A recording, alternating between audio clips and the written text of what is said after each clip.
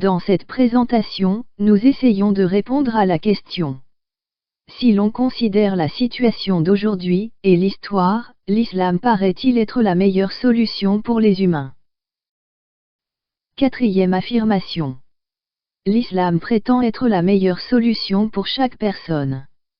L'islam prétend être la meilleure organisation, la meilleure façon d'être, pour la religion, l'univers et l'État. C'est-à-dire un pouvoir au gouvernement qui est religieux, spirituel et politique.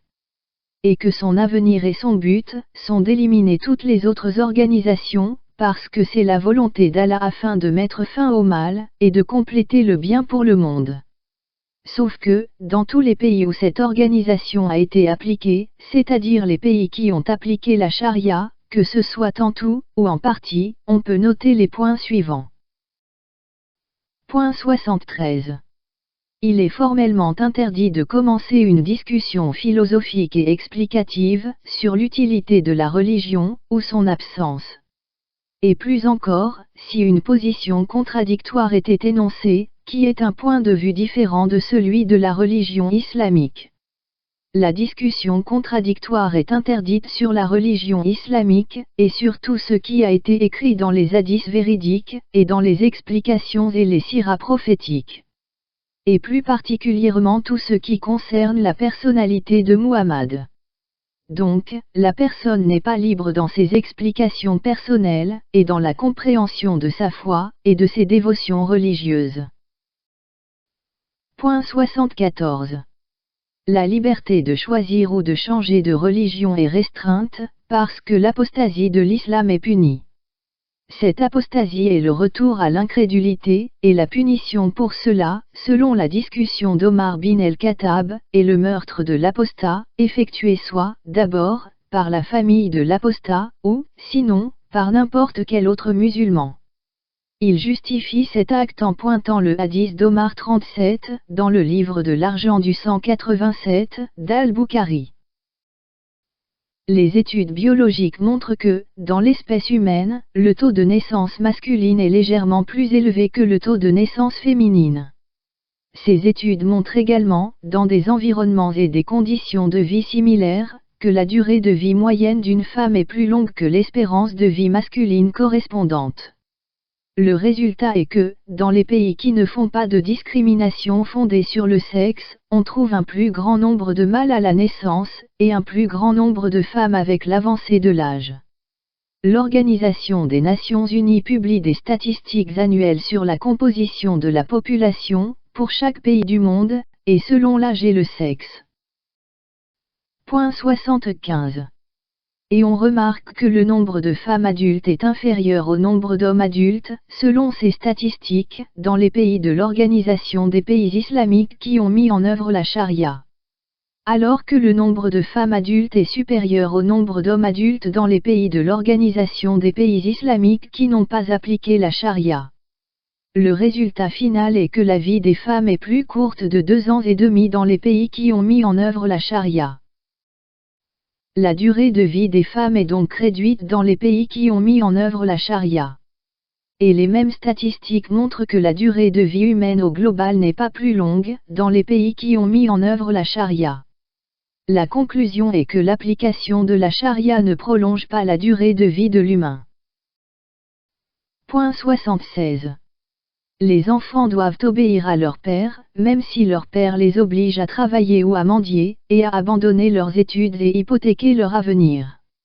Ou même, comme nous avons appris que c'est produit dans certains pays d'Afrique, que certains pères ont vendu leur progéniture comme esclaves, afin de payer, par exemple, les dépenses du père concernant son voyage à la Mecque pour accomplir son hajj. Point 77.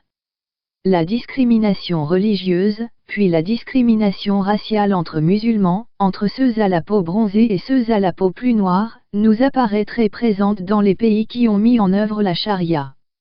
C'est arrivé, par exemple, au Pakistan, et en Irak, et au Royaume du Maroc.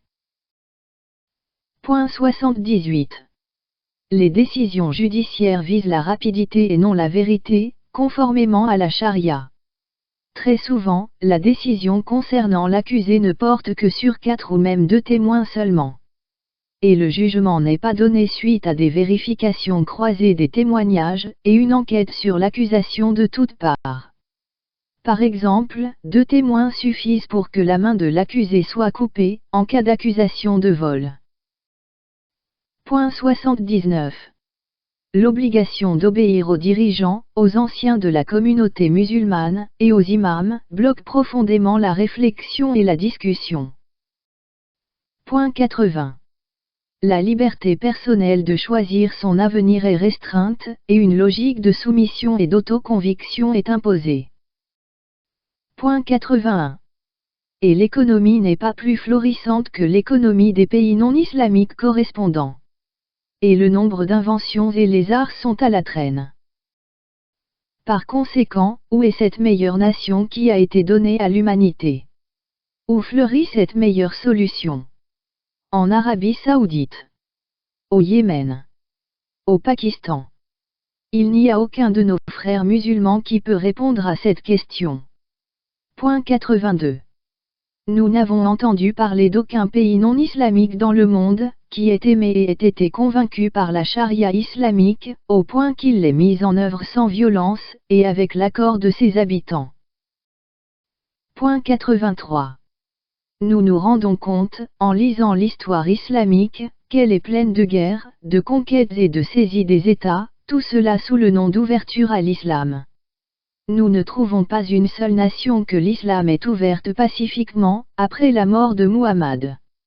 Nous n'avons pas trouvé une seule nation que l'islam ait ouverte, et où le dirigeant islamique n'ait pas ordonné le meurtre de ceux qui ne croient pas en Allah. C'est-à-dire ceux qui ne sont pas parmi nos frères musulmans, ni parmi les gens du livre et de la dimitude, qui, eux, ont moins de droits et plus de contraintes que les musulmans, mais qui ont la vie sauve.